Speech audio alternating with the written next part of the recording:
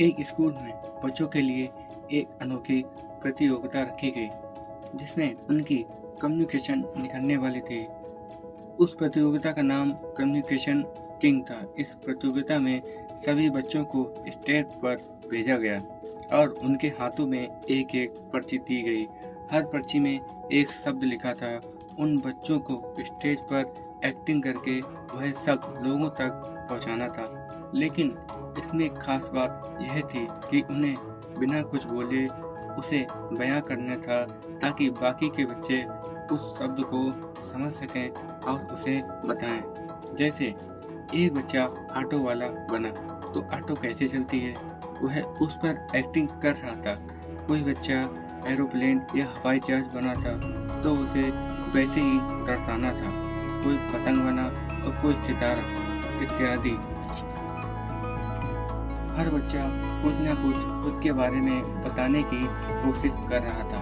लेकिन मजे की बात यह थी कि सामने बैठे हुए बच्चों को उसे पहचान नहीं पा रहे थे।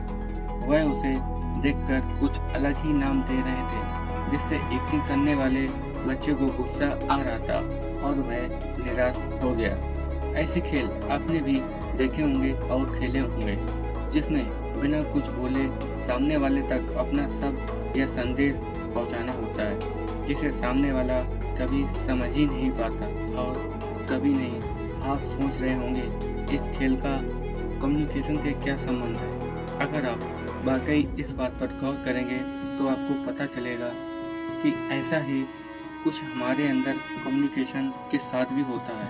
हालांकि हम कहते तो शब्दों में ही हैं, लेकिन फिर भी सामने वाला कभी कभी हमारी बात समझता है तो कभी उसका अपना अर्थ निकाल कर गलत समझ बैठता है। ये है मिस कम्युनिकेशन जिससे रिश्तों और लोगों में गलत फहमियाँ तैयार हो जाती हैं। कम्युनिकेशन का अर्थ है जो कम्युनिकेशन में इतना माहिर हो गया कि उसके कम्युनिकेशन में से मिस कम्युनिकेशन नहीं बल्कि उच्चतम कम्युनिकेशन होती है। अगर आप देखेंगे तो इस पृथ्वी पर हर कोई कुछ न कुछ कम्युनिकेट कर ही रहा है।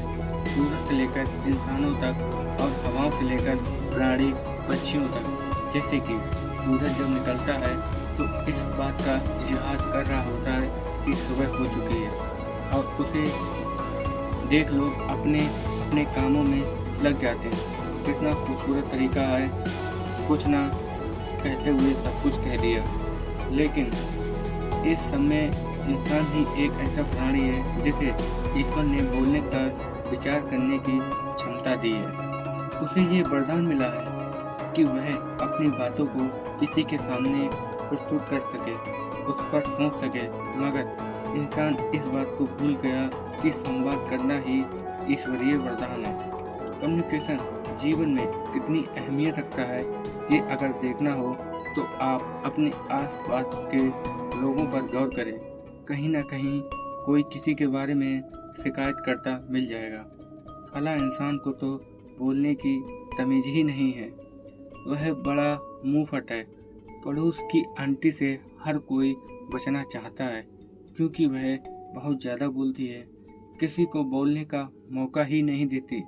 पड़ोस के भाई साहब को कोई पसंद नहीं करता क्योंकि वे हमेशा बढ़ा चढ़ाकर बात करते हैं। इस तरह देखें तो सबके साथ एक ही समस्या है, वह है वार्तालाप की जादू यानी कम्युनिकेशन कौशल की कमी। नौकरी के लिए कई लोग इंटरव्यू देने जाते हैं मगर उनमें से कुछ ही लोग सेलेक्ट हो पाते हैं क्योंकि लोग का कहना है कुछ और चाहते हैं मगर कहते कुछ और हैं। ऐसे में इंटरव्यू लेने वाले को यह लगता है कि इसे ज़्यादा कुछ नहीं आता, जबकि हकीकत कुछ और ही होती है। सब कुछ पता होने के बावजूद सिर्फ कहने का ढंग अलग होता है, इसीलिए वह इंटरव्यू में फेल हो जाता है। जबकि यदि उसमें कम्युनिकेशन कौशल होता तो वह इंटरव्यू में सिलेक्ट हो जाता। कम्युनिकेशन कौशल की अहमियत यहाँ हमने समझी, जिसमें सबसे महत्वपूर्ण योगदान हमारे शब्दों का होता है।